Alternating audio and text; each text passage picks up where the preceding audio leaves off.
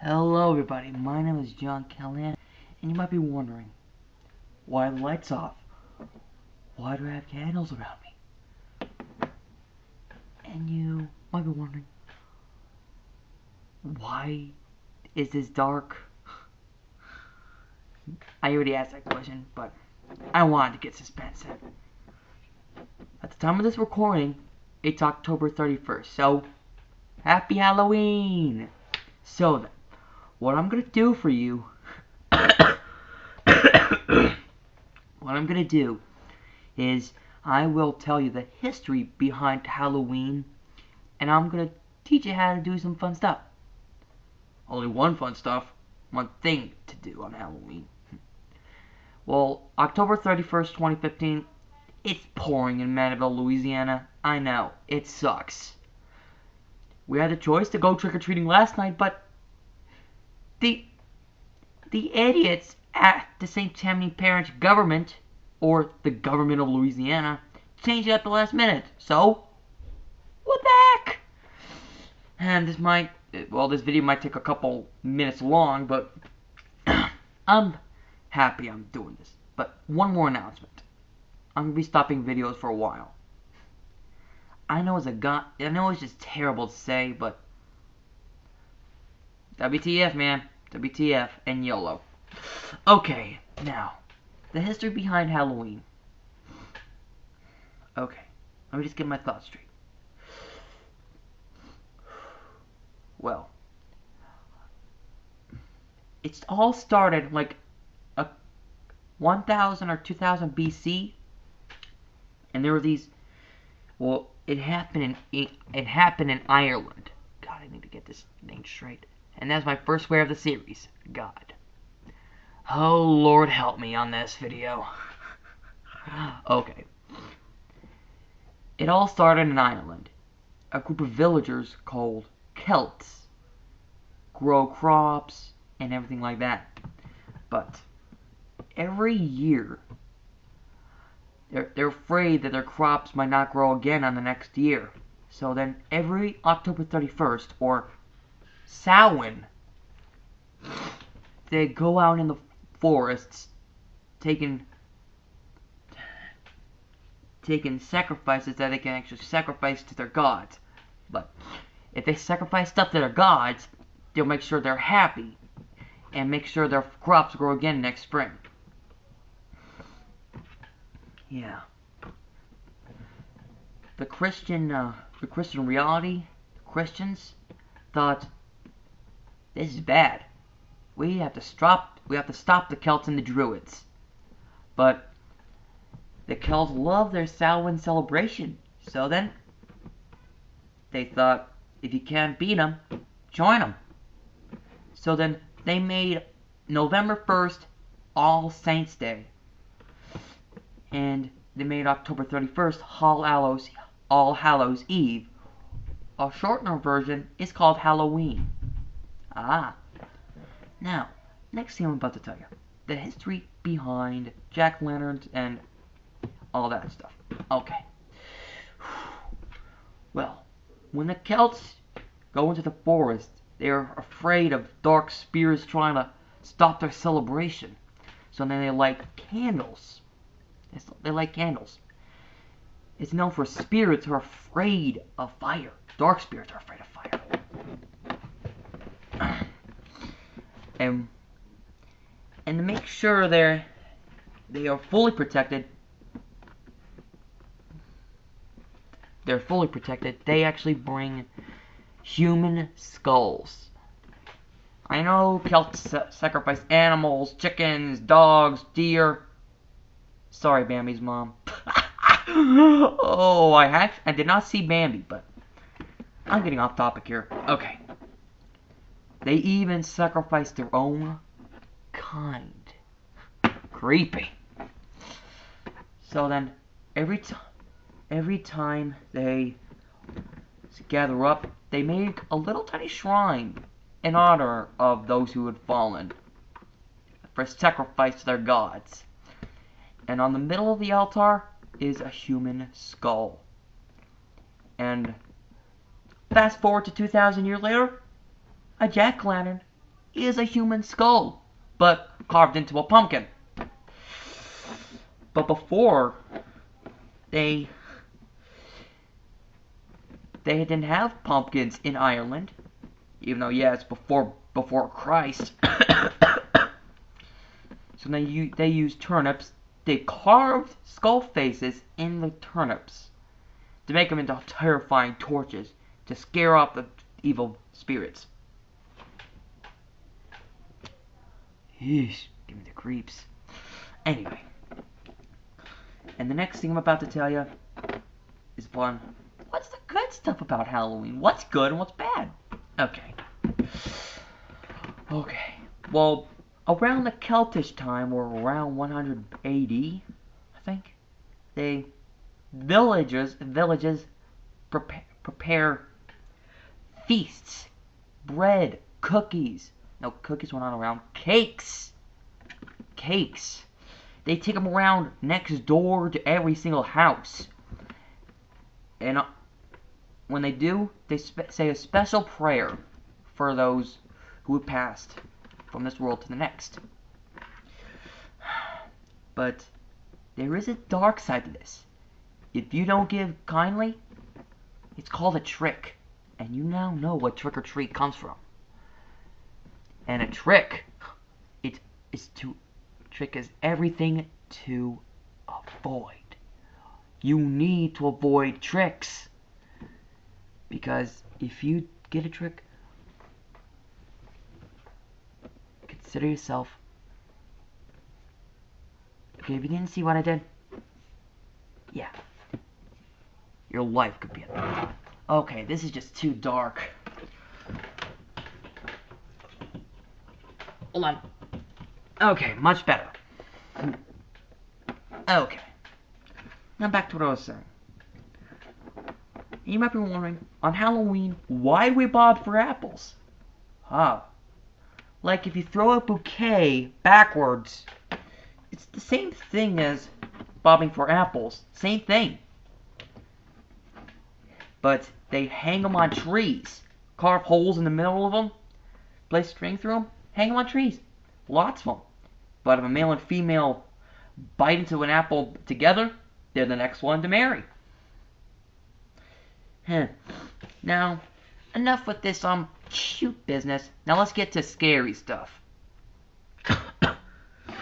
Demons, ghouls, goblins, ghosts.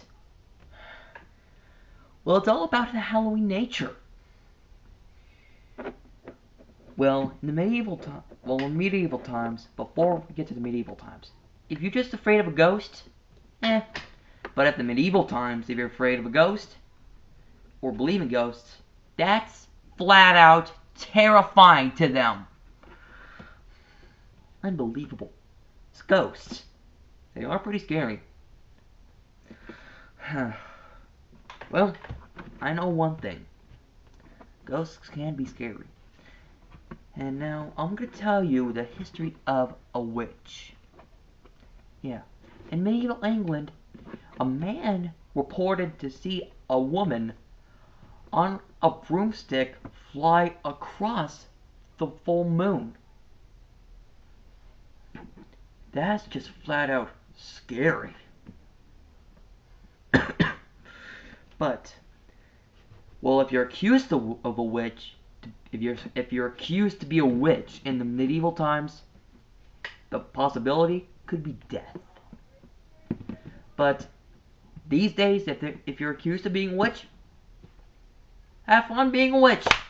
Do whatever you want, dark magic, whatever. And I'm happy for them. Thank God it's not the medieval times where kill all witch, kill all witch. But if you're accused of being a witch, they tie you against a wooden pole. There's hay around. Okay, in case that's going to be a scrotum joke, bad. Bad. If you think it's a scrotum, bad. Bad boys. Bad. That was my first swear. Scrotum. And they burn the witch to death. You might be thinking, why is this nice? This is bad. I know. I know, this is pretty bad too. But, now let's just continue. Stuff that is actually around. But one more thing. Well, a man in medieval England saw a weird woman, or a peasant woman, who might thought she was a witch. And it might sound a little weird and adorable at the same time. The next thing he saw was a black cat ran out. The man searched everywhere for the woman, but she was gone. And actually, I have a black cat of my own. I name him Shadow because he's dark, lovable, and like every night he comes on my chest and purrs, like places his head like cuddling me. Yeah, he loves me. Now we're getting completely off topic. Now let's just get into another thing that can actually scare people. Do you believe in vampires? Well, I'm going to tell you the story of the last vampire of Rhode Island. Well, there was a very terrible plague in Rhode Island happening, right? In the 1800s, the Brown family was dying from it. George Brown was the father, Edwin was the son, Mary Olive was one of the sisters, and Mercy Brown was one of the other sisters. Mary Olive reported seeing someone walking into her room and draining her life force. And a couple months later, Mary Olive died, and her mother died as well. Mercy was the one that passed next, and they were afraid that this plague could kill everyone in the village in Rhode Island. They're afraid that the undead is back to take the living. So then George Brown and Edwin, in a town meeting, they said, your family is scientists. Will dig up the bones of your current past members. And George Brown said he would. On the next day, they dig up the bones of the mother and Mary Olive. Both of them are bones. Mercy was next, and what they saw shocked them. Mercy's body was not decayed at all. Her body is completely preserved. So then it's completely true. Mercy was the vampire that's been killing them and making nightmare fuel, killing them. She was the plague. And they had to remove her heart and be cremated. They made a potion for Edwin to take, but a couple months later, it didn't work. Edwin died. And suddenly George Brown died too. But at the end of that entire thing, nobody else got the plague. So then it's certain Mercy killed innocent people. Lots of innocent people. Just giving me the chills. But now, you might be wondering, why is this necessary? Vampires are necessary. Some vampires are around, some vampires are not. But you might heard of this man called Dracula, do you? Bram Stoker's Dracula, the book, Bram Stoker's Dracula, the movie. I'm not going to get started on that. But Bram Stoker's Dracula is going to become a completely different video. Completely different. So stay tuned on that. So then, back to what I was saying. Vampires. They can change forms too, as in bats and wolves. But you might be shocked when you hear this. Vampire bats are real. You might be wondering, the vampire bats are real. Okay, do you want this? Pretend to see your face. if you say that in the comments. Don't. Okay, now back to what I was saying. What was I saying? Yeah, vampires changing into bats and wolves. Yeah. But the vampire bat does not, like, go to your neck and suck blood. They suck the blood of cattle. They like at the top of the cattle, like right around here on the top of the cattle, they actually bite marks in the back of it, and after the wound is opened, the vampire bat sucks out the blood with its tongue.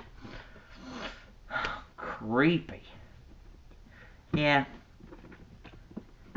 Now, enough with vampires. Let me talk to you stuff about ghosts and haunted houses. Samhain helped us. But before we get to haunted houses and stuff, jack-o'-lanterns, I'll tell you about that. The jack-o'-lanterns, yeah. Okay. It started out in Ireland. People said Jack was a real man. He was known for playing nasty pranks. But one day, he played a prank on the devil. He convinced the devil to climb up on a tree, but the devil was unable to climb down. Jack fooled his victim that day, but the devil had the last laugh. It's said that when Jack died, he was forced to wander the world forever. The only thing that lights his way was a tiny turnip lantern. But when Irish people came to America, well, I'm Irish, so when Irish people came to America, they brought their tales with them. That is so cool. Yeah. And